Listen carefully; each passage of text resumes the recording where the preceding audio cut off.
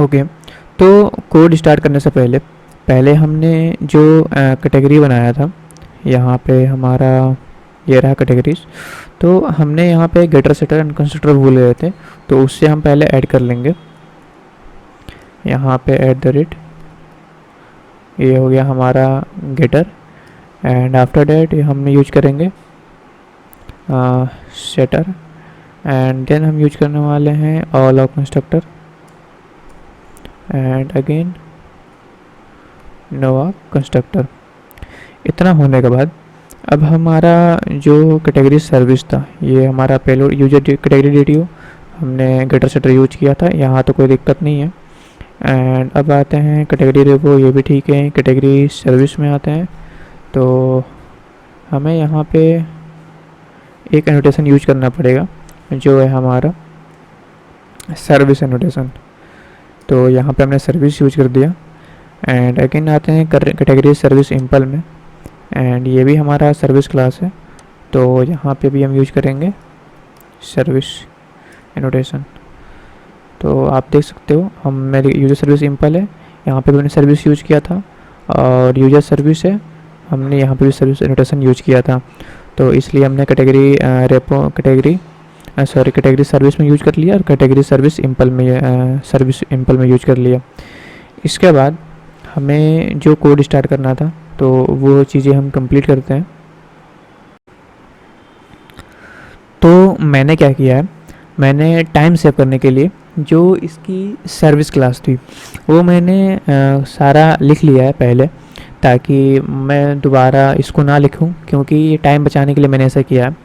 और इसमें कोई भी ज़्यादा वो है नहीं, हमने अगर यूज़र्स की सर्विस अगर अच्छे से देखी है तो ये एग्जैक्टली सेम है, थोड़ा सा भी डिफरेंस नहीं है। जहाँ पे हम कैटेगरी DTO लिख रहे हैं, तहाँ पे यूज़र DTO था वहाँ पे, तो एग्जैक्टली सेम है। मैं आपको एक बार समझाऊंगा इसको, बट ये मैंने पहले से इसलिए लिख दिया ताकि हम लोग का टाइम सेव हो, क्योंकि हम ये प्रोजेक्ट ऑलरेडी बहुत ज़्यादा लंबा होने वाला है, तो इसलिए मैंने ऐसा किया है। बट फिर भी मैं आपको समझाऊंगा। तो मैं क्या करता हूँ, जैसे कि हमने ये लिखा था क्रिएट कैटेगरी, और इसमें कैटेगरी DTO आ रहा था। तो जो हमें कैटेगरी DTO जो मिल रहा था, हमने क्या किया, उसको मॉडल मैपर के हेल्प से कैटेगरी DTO को हमने कैटेगरीज में पहले कन्वर्ट किया। कैटेगरी में कन्वर्ट करके हमने कैट में स्टोर करा लिया। तो ये जो कैट में जो वैल्यू है, ये क्या है, कैटेगरीज में है। तो अब हम क्या करेंगे, इस जो हमारा कैट है उसको जो डेटाबेस है category.repo का जो डेटाबेस है उसमें हमने सेव कर लिया। यानी कि क्रिएट करते टाइम जो हमने कैटेगरी में जो जो चीज़ें हमें क्लाइंट दे रहा है उसको हमने यहाँ तक सेव कर लिया, और सेव करने के बाद उसको एक वेरिएबल में हमने स्टोर कर दिया है एडेड कैट में। एंड अगेन जब हमें उसी जो डेटाबेस में जो चीज़ें सेव हुई हैं अगर उसको हमें रिटर्न करना है, तो जो रिटर्न करते टाइम जो एडेड कैट है, जो ये हमारा एडेड कैट है, इसको कैटेगरी DTO.class में कन्वर्ट करके, एंड कन्वर्ट करने के बाद उसी को हमने क्या कर दिया है, रिटर्न कर दिया है। तो ये एक बहुत सिंपल है, create category and update category. तो अपडेट कैटेगरी में क्या है, हमें अपडेट के लिए दो चीज़ों की ज़रूरत पड़ने वाली है। पहले जो चीज़ है वो हमें बॉडी में पास करेगा वो, और किस कैटेगरी को हम अपडेट करना चाहते हैं, यानी किस कैटेगरी आईडी को हम अपडेट करना चाहते हैं। जैसे कि हम यूजर आईडी में कर रहे थे 1 2 फायर कर रहे थे, फिर उसको हम अपडेट कर रहे थे। तो सेम एज इट इज़ हम कैटेगरी का जो बॉडी होगा वो लेंगे, बॉडी में जो आ रही है कैटेगरी DTO वो हम ले लेंगे, और कैटेगरी की आईडी भी लेंगे। फॉर एग्जांपल उसने कैटेगरी आईडी 3 दिया, तो हम क्या करेंगे, इस 3 को पास करेंगे यहाँ पे, और चेक करेंगे फाइंड कैटेगरी repo.findById के हेल्प से कि ये जो 3 है ये हमारे डेटाबेस में एग्जिस्ट करता है या नहीं। अगर एग्जिस्ट करता है तो पहले हम इसको कैट में स्टोर करेंगे, एंड देन ये सारे ऑपरेशन परफॉर्म करेंगे। और अगर एग्जिस्ट नहीं करता है तो हमें एक resource not found exception generate करेंगे, जिसमें category ID and category ID ये generate resource not found exception हमने यूजर DTO में देखा था, यूजर एंटिटीज में कि कैसे जनरेट हो रहा था। इसके बाद मैं एक चीज़ आपको और बता दूं, जो हम रिसोर्स नॉट फाउंड एक्सेप्शन जो हमने यहाँ पे एक्सेप्शन जो हमने बनाया था, तो अगर मान लो हम दूसरी एंटिटी में काम कर रहे हैं तो क्या हमें दोबारा बनाने की ज़रूरत है? नहीं। हमने अगर एक बार बना दिया तो इसकी क्लास हमें दोबारा बनाने की ज़रूरत नहीं है, हमने सीधा इंपोर्ट कर देंगे। यहाँ पे जब हम इसको बनाएंगे तो ऑल्ट इंटर दबा के इंपोर्ट कर देंगे, तो वो इंपोर्ट हो जाएगा। तो हमें दोबारा बनाने की ज़रूरत नहीं है कि हमने जैसे एक बार यहाँ पे बनाया था, इसके अंदर भी बनाया था, तो हमें वो चीज़ें दोबारा करनी। एक बार अगर हमने कर दिया तो हमारे प्रोग्राम में जहाँ भी रिसोर्स नॉट फाउंड एक्सेप्शन की एक्सेप्शन आएंगी, हमारा जो हमने कस्टम जो बनाया था वो चल जाएंगी। तो ये हमें दोबारा बनाने की ज़रूरत नहीं है, ये याद रखिएगा। एक बार बना लिए, काम खत्म। और हमारे जितनी एंटिटीज़ बनाएंगे, जितने भी एंटिटीज़, जहाँ जहाँ resource not found exception generate होगा, हमने एक बार बना लिया, बस इसको इंपोर्ट कर देंगे। हमने ऑल्ट इंटर दबा के इंपोर्ट करेंगे, या हमारा ऑटोमेटिक यहाँ पे इंपोर्ट हो जाएगा। मैं दिखाता हूँ, आप देख सकते हो यहाँ पे इंपोर्ट हो गया है। Import com dot block application dot exception dot resource not found exception. तो ये ईज़िली हो जाएगा। और जहाँ हम यूज़र पास कर रहे थे, यूज़र आईडी एंड, तो हम यहाँ पे इस बार ये जो कैटेगरी आईडी है ये लास्ट में वो डाल दिए। अन कैटेगरी एंटिटी पे जो काम कर रहे हैं वो हमारा कैटेगरी, और कैटेगरी आईडी बस लिख देंगे, काम खत्म। तो अगर मान लो हमें यूजर 3 उसने पास किया और यूजर 3 डेटाबेस में है, तो है तो कैट में स्टोर हो गया, और नहीं है तो ये जनरेट हो गया। तो मान लो अगर है तो कैट में स्टोर हो गया। अब क्या करना है हमें, अब जो कैटेगरी डिटेल जो यहाँ पे वैल्यू जो आ रही है, तो हम कैटेगरी डिटेल से क्या करेंगे, कैटेगरी डिटेल से क्या करेंगे, कैटेगरी डिटेल पहले डॉट गेट कैटेगरी, यानी कि जो मैं बॉडी में पहले उसको लेंगे कि हमें क्या अपडेट करना है, और लेने के बाद उस पर फंक्शन ये कैट डॉट सेट कैटेगरी कर देंगे, यानी कि पहले गेट करेंगे एंड देन सेट करेंगे, कैटेगरी टाइटल अपडेट हो गया। फिर अगर हमें कैटेगरी डिस्क्रिप्शन अपडेट करना है, तो पहले category D T dot gate category करेंगे, यानी कि डिस्क्रिप्शन पहले हमने गेट किया बॉडी से, और गेट करने के बाद उसी को हम कैट डॉट सेट करेंगे, यानी कि ये सेट हो गया। तो पहले गेट करेंगे फिर सेट करेंगे, हमारा टाइटल भी अपडेट हो गया और डिस्क्रिप्शन भी अपडेट हो गया, किसमें, कैट के अंदर। अब हमें करना क्या है, तो अब हम जब ने कैट के अंदर जब चीज़ें हमने अपडेट कर लिया तो अपडेट करने के बाद इसको हम डेटाबेस में पहले सेव करेंगे। तो this dot category repo dot save, और सेव में हमने कैट पास कर दिया। तो इससे ये हुआ कि हमारे डेटाबेस में कैट क्या हुआ, सेव हो गया। और सेव करके हम इसको एक वेरिएबल में स्टोर कर लेंगे, अपडेटेड कैट, यानी कि यहाँ पे हमने अपडेट कर लिया। और हम चाहें, अब हमें रिटर्न करना है यूज़र को, तो हम रिटर्न में चाहते हैं अपडेट कैट, हम रिटर्न कर सकते हैं, बिल्कुल कर सकते हैं, लेकिन हम चाहते हैं कि इसको पहले यूजर कैटेगरी डी में कन्वर्ट करें एंड देन रिटर्न करें। तो हमने रिटर्न में क्या किया है, this dot model mapper dot map, and यहाँ पे हमने क्या किया है, अपडेटेड कैट, यानी कि इसको लिया है। ये पहले तो हमारा कैटेगरी के फॉर्म में है, और इसको हमने चेंज किया कैटेगरी डी डॉट क्लास में। सिंपल हमने रिटर्न करके मॉडल मैपर से कन्वर्ट करके हमने इसको रिटर्न कर दिया। तो ये हमारा कंप्लीट होता है अपडेट कैटेगरी। एंड अब हम चलते हैं अपने डिलीट कैटेगरी पे।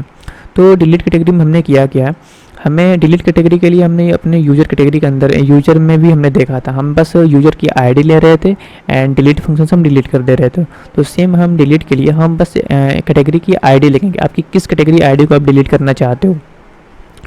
फॉर एग्जांपल उसने 3 दिया, तो मैंने क्या किया, दिस डॉट कैटेगरी रेपो, यानी कि ये कैटेगरी रेपो समझ लो हमारा डेटाबेस है। तो डेटाबेस में मैंने कॉल लगाया find by ID, and category ID यहाँ पे 3 आया। तो ये चेंज करेगा, चेक करेगा कि हमारे डेटाबेस में कैटेगरी आईडी यानी कि 3 आईडी से कोई है या नहीं है। अगर प्रेजेंट है तो वो क्या करेगा, कैट में पहले स्टोर करेगा, और कैट में स्टोर करने के बाद this dot category repo dot delete, यानी कैटेगरी रेपो में फंक्शन चलाएगा और इसको डिलीट कर देगा। तो हमारा डिलीट कंप्लीट हो गया। और अगर मान लो वो एग्जिस्ट करता ही नहीं है जो आईडी यूजर ने पास किया है, तो हमें एक एक्सेप्शन जनरेट होगा, resource not found exception, category with category ID is not present, ऐसा करके हमें आउटपुट मिल जाएगा, जो कि हमने इसमें बनाया था ग्लोबल एक्सेप्शन अंडर में दिखाता हूँ। ये हमारा रिसोर्स नॉट फाउंड एक्सेप्शन है, और इसको हमने बनाया था category not found with category ID, and category ID जो पास करेगा वो डायनामिकली यहाँ से चेंज भी होता रहेगा। तो हम कहाँ थे, कैटेगरी सर्विस सिंपल में थे। तो हमने डिलीट का देख लिया। अब बचा है हमारे पास get category by ID and get categories यानी कि ऑल। तो मैं यहाँ पे काम करता हूँ, थोड़ा और रीडेबिलिटी बढ़ाने के लिए गेट ऑल कैटेगरी कर देता हूँ, ताकि और चीज़ें क्लियर समझ में हो। और यहाँ पे हमने चेंज किया तो ऑब्वियसली यहाँ भी हमें चेंज करना ही पड़ेगा। तो get categories, get all categories, अब कोई दिक्कत नहीं होगी। तो हमारा अभी सही हो चुका है। तो अभी ये एरर क्यों दिखा रहा है, एक मिनट हम चेक करते हैं।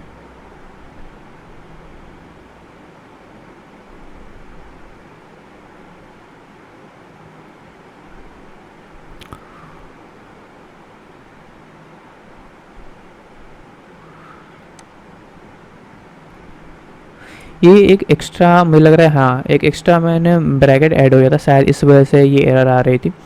तो हमने क्या किया, थोड़ा रीडबिलिटी बढ़ाने के लिए कि हम करना क्या, इसलिए हमने इसको गेट ऑल कैटेगरी कर दिया ताकि सारे जितनी कैटेगरी है सारे हमें मिल जाए।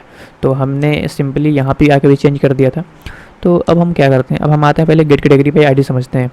तो मान लो अगर हमें गेट कैटेगरी पे यानी कि यूज़र हमें आईडी कोई पास करता है, मान लो एग्जांपल उसने आईडी पास किया 1, तो 1 क्या करेगा, उसको क्या करना है 1 डेटाबेस में चेक करेगा कि 1 डेटाबेस में है या नहीं, अगर है तो केवल 1 यानी कि बस जितनी इन्फॉर्मेशन है वो हमें आउटपुट मिल जाए। सेम हमने ये किया था यूज़र में, अगर आपको याद हो तो हमने हम क्या किए हैं इसमें, कैटेगरी आईडी मान लो 1 मिला, तो कैटेगरी रेपो यानी डेटाबेस में फाइंड बाई आईडी के थ्रू पास किए 1, यानी कि यहाँ पे 1 पास किया तो यहाँ भी आएगा 1, एंड 1 डेटाबेस में चेक हो कि 1 है कि नहीं है।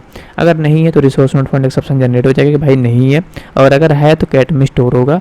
और स्टोर करने के बाद उसको हम क्या करेंगे, cat this dot model mapper dot map की हेल्प से हम जो ये हमारा कैट है ये ऑब्वियसली हमारा कैटेगरीज में है, आप देख सकते हो ये कैटेगरीज।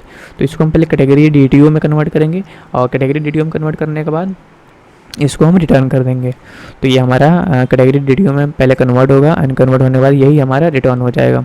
इसके बाद हमें क्या करना है, हमारा है गेट ऑल कैटेगरी। तो गेट ऑल कैटेगरी के लिए यानी कि ये फायर करेगा गेट ऑल कैटेगरी के लिए। तो डेटाबेस में जितनी भी कैटेगरीज हैं सारे कैटेगरीज हमें रिस्पॉन्स में चाहिए। तो ऑब्वियसली उसको पहले हमें लिस्ट में स्टोर करेंगे तभी तो, क्योंकि जब सारे कैटेगरीज की बात हो रही है तो उसको हम लिस्ट में स्टोर करना पड़ेगा, सिंगल तो भेज नहीं सकते। तो इसीलिए हमने क्या किया है, this dot category repo dot find all, यानी कि ये डेटाबेस है और ये बना बनाया हमें फंक्शन मिलता है। ये तो यही तो फ़ायदा है कि हमें खुद से अपना कोड लिखना नहीं पड़ता है कि क्या लॉजिक लगाएं है सारा डेटाबेस से निकालने के लिए, बस हमें डॉट फाइंड ऑल लिखना है, ये खुद काम करके हमें दे देगा। और ये जब डेटाबेस में जब फाइंड ऑल करते उसको स्टोर कराने के लिए हमने एक लिस्ट बनाया है हमने, और कैटेगरीज़ के अंदर वो वेरिएबल का नाम हमने लिखा है कैटेगरीज़, और इसके अंदर सारे लिस्ट आके स्टोर हो जाएंगे। और जब सारे लिस्ट आके स्टोर हो गए तो ये सारे जो हैं ये सारे कैटेगरीज में हैं, तो लिस्ट में आए हैं तो भाई सारे लिस्ट को हमें एक एक करके सबको पहले हमें कैटेगरी DTO में कन्वर्ट कर, ये सारी कैटेगरीज में है तो एक एक करके कैटेगरी DTO में कन्वर्ट करना पड़ेगा। जब हम एक एक करके कैटेगरी DTO में कन्वर्ट कर लेंगे तो फिर उसको हम रिस्पॉन्स करेंगे। तो देखते हैं हम एक एक करके कैसे करेंगे। तो ये हमारा यूज़र है, तो हमने ये हमारा कैटेगरीज है, तो कैटेगरीज को हम लिया, स्ट्रीम डॉट मैप लगाया, और एक अंदर एक हमने वेरिएबल लिया है कैट। तो यहाँ पे क्या होगा, कैटेगरी से एक कैटेगरी आएगी और कैट के अंदर जाएगी, एंड देन ये मॉडल मैपर के थ्रू देखो कैट से कैटेगरी DTO में कन्वर्ट होगी, और कलेक्टर डॉट कलेक्ट लिस्ट की हेल्प से ये कलेक्ट होती जाएगी इसमें। तो मान लो यहाँ पे 4 कैटेगरी हैं, तो पहली कैटेगरी स्ट्रीम डॉट मैप से आई, पहली कैटेगरी यहाँ पे आई, और पहली कैटेगरी कन्वर्ट हो गई, कन्वर्ट होने के बाद यहाँ पे स्टोर हो गई। फिर दूसरी कैटेगरी यहाँ पे मान लो 4 थी, तो फिर दूसरी कैटेगरी आई, यहाँ पे कन्वर्ट होने के बाद फिर स्टोर हो गई, कलेक्ट हो गई यहाँ पे। तो ऐसे कर करके जितनी भी हमारे कैटेगरीज हैं जो हमारे कैटेगरीज के फॉर्म में वो पहले कैटेगरी DTO में कन्वर्ट होंगी। और ये स्ट्रीम डॉट मैप का हम तभी यूज करते हैं जब कई सारे डेटा हो और एक एक करके हमें उनको कन्वर्ट करना हो, या फिर एक एक करके उन पर कोई ऑपरेशन परफॉर्म करना हो। तो ऐसे करते करते हम सारे कैटेगरी DTO में कन्वर्ट करेंगे। कन्वर्ट करने के बाद उसको कैट डॉट DTO में सेव कर लेंगे, एंड सेव करने के बाद फाइनली रिटर्न कैट DTO, इसी चीज़ को हमें रिटर्न कर देना है। तो हमारा देख सकते हैं कितना इजी था कैटेगरी DTO। अगर आपने यूज़र DTO अगर अच्छे से समझा होगा तो इसमें एग्जैक्टली सेम है। और हम जब भी अपने API पे आगे हम जब भी काम करेंगे आपको ये देखने को मिलेगा, ये हमें अप्रॉक्स बस थोड़ा सा हमें DTO किस ड्यूटीज़ पे काम कर रहे हैं और हमारा DTO क्या है, बस थोड़ा सा हमें उस पर फोकस करना होता है कि वो गलत ना हो। बाकी जो लॉजिक होता है वो एग्जैक्टली सेम होता है, और अपने प्रोजेक्ट के साथ में भी थोड़ा बहुत चीज़ें डिफरेंट करनी हो, बट अभी तक आप देख सकते हैं यहाँ तक तो बिल्कुल सेम ही हुआ है। बस कैटेगरी DTO को छोड़ दें एंड कैटेगरी ID, बस हमने ये चीज़ें बस डिफरेंट की हैं, एंड ऑब्वियसली फंक्शन नेम। तो इसके बाद हमारा ये कैटेगरी सर्विस सिंपल कंप्लीट हो गया है। एंड अब हम चलते हैं अपना कैटेगरी कंट्रोलर बनाने। तो इस वीडियो के बाद अब हम यहीं पे ख़त्म करते हैं। तो इसके बाद हम बनाएंगे अपना कैटेगरी कंट्रोलर, और कैटेगरी कंट्रोलर बनाने के बाद हम अपने सारे कंट्रोलर लिखेंगे, एंड कंट्रोलर लिखने के बाद हम पोस्टमैन अपने डेटाबेस में सब चीज़ें चेक करेंगे कि प्रॉपर ये वर्क कर रहा है या नहीं। तो तब तक के लिए बाय, मिलते हैं हम नेक्स्ट वीडियोज़ में।